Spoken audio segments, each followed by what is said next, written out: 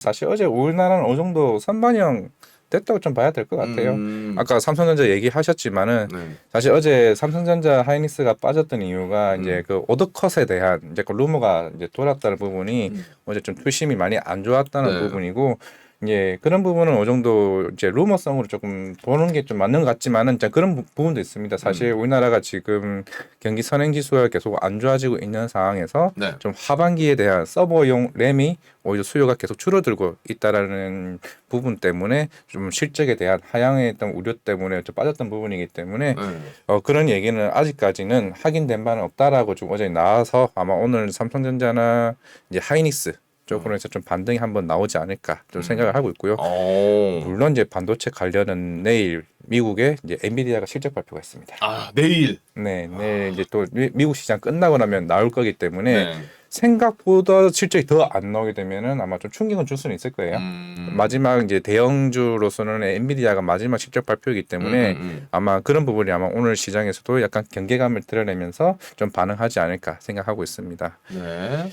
자, 어쨌든 우리 과장님께서 그렇게 정리를 해주셨는데, 네.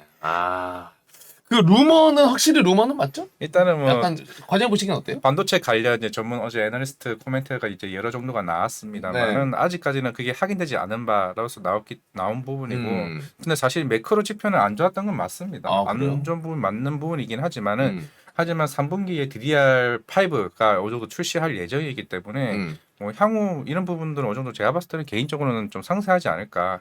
결국에는 DDR5가 나오고 디램 가격이 상승하게 되면은 우리 반도체 쪽은 제가 봤을 때 하반기에는 아직은 좀 긍정적으로 봐야 된다. 물론 아직 IT 세트 쪽으로는 최근에 수요가 계속 감소하고 있는 건 맞습니다. 네. 가전 쪽은 그거는 좀 어느 정도 예상은 되는 부분이지만은 이제 향후 리오프닝을 위해서 조금은 나아지지 않을까 생각하고 있습니다. 네, 조금은 나아지지 않을까. 예. 네, 그렇게 얘기해 주셨습니다. 그리고 그리고 이제 나오네. 예, 사실 오늘 좀 중요 이슈가 하나 있습니다. 뭐가 지금 있어요? 계속 보니까 관련주가 조금 움직이네요. 오늘 수소 산업 동맹이 출범합니다. 수소. 아까 잠깐 얘기를 했습니다만은 5월 4일쯤에 우리나라가 수소법이 통과가 됐습니다.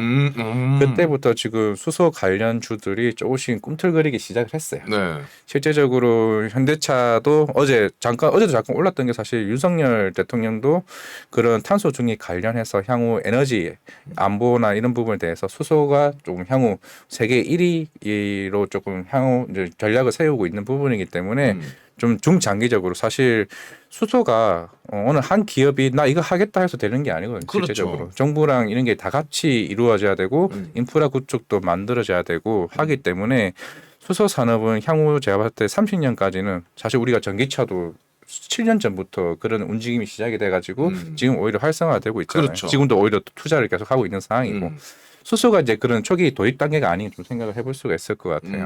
오늘도 18개국이 저기 포신즈 호텔에서 모여가지고 출범할 계획이기 때문에 민간 산업들 쪽에서 해서 나올 것 같기는 해서 오늘 지금 현재가 보니까 서서히 움직이는 모습인데 실제적으로 뭐 당장의 실적이 막 잘 나온다 뭐 이건 아닙니다. 하지만은 이제 하나 둘씩 이제 산업 자체가 뭐 충전소도 있을 거고 그래서 제가 오늘 본 기업은 SPO셀이라고 SPO셀. SPO셀.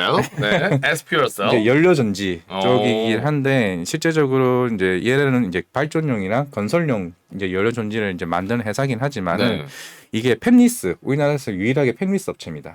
이제 설계나 개발만 쪽만 하는 회사이기 때문에 설비랑 개발. 네, 실제로 공장이 없어도 돼요.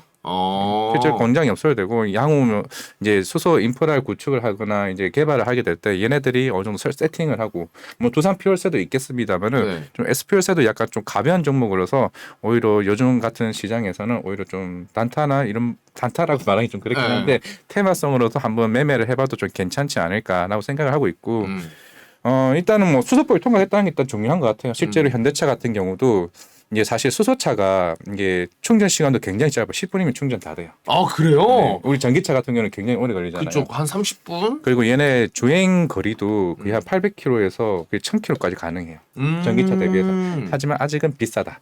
실제로 현대차 같은 경우가 2030년쯤 되면은 실제로 전기차랑 가격대가 비슷해질 거라고 지금 어느 정도 예상은 하고 있어요. 그때까지.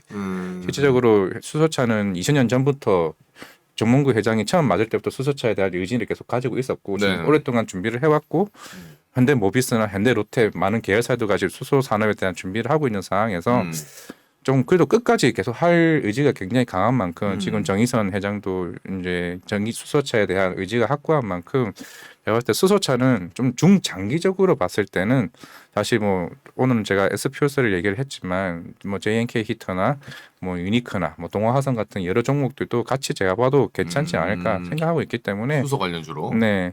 한번 지켜볼 필요가 있고 오늘은 이런 시장이 뭐 좋든 안 좋든은 모르겠지만은 결국 이런 일정이 있는 만큼 한번 체크는 해보고 가야 된다 말씀드리겠습니다. 네, 그 정도 참고사항으로 또 얘기해 주셨습니다. 수소자 말씀 들어보니까 향후 이제 앞을 계속해서 내다봤을 때는 이게 기대감이 계속해서 생기는 산업 같은데요, 확실히. 그렇죠. 일단은 뭐 전기차 오히려 전기차랑 경쟁을 하게 되면서 향후 수소나 전기차에다 가격을 다운시킬 수 있는 경쟁을 하게 되면 뭐 소비자 쪽에서는 좋을 수 있는. 그렇죠. 서로 가격 경쟁으로 계속해서 내려가면 이게 전기 관련해서 지금 아까 이야기해 주신 것처럼 이게 지금 현재로서는 충전할 때 네. 30분이라고 말씀드린 것도 급하게 이제 어느 정도 갈 수 있는 거리 급하게 맞습니다. 충전할 때가 30분 정도고 완충은 뭐 거의 꽤 걸리잖아요, 시간이. 그 기술도 이게 시간을 줄이는 걸로 계속 발전이 되긴 될까요? 일단 뭐 그래야 또 경쟁이 되지 않을까요? 아직은 시간이 좀 걸릴 것 같길래 수소 쪽은 충전을 하는 게 제가 뭐 당장에 뭐 예상이 이 정도지만 실제적으로 수소를 한다고 했을 때 이미 그걸 충전한다 가격도 굉장히 비싼 상황이고 아까 뭐 클린 에너지라고 뭐 얘기를 하지만은 실제적으로 이제 충전을 했을 때 그 연료 자체는 아직까지는 탄소를 다 이산화탄소를 다 배제하지는 못했습니다. 시간이 꽤 걸려요. 뭐 이제 시작 단계니까요. 그쵸. 그걸 성공한다고 했을 때 그때 주식이 미리 이제 선반영되면서 날아갈 수도 있는 부분이니까 그렇죠. 말씀드리겠습니다. 네. 일단 개장이 됐는데 뭐 다행히 우리나라 증시는 아, 다행입니다. 어제를 진짜 끊임없이 빠지더니 오늘은 뭐 일단 삼성전자 하이니스를 필두로 해서 전체적으로 좀 고루고루게 네. 한 섹터가 확 오르는 게 아니라 고루고루게 오르는 부분이기 때문에 결국 내일 새벽 3시에 있을 FOMC 의사록과 엔비디아 실적 발표 네. 그리고 오늘은 수소 산업 동맹 출범 네, 그것까지. 이런 이슈를 한번 체크해 보시고 조금 매매에 대응하시기 바랍니다. 네.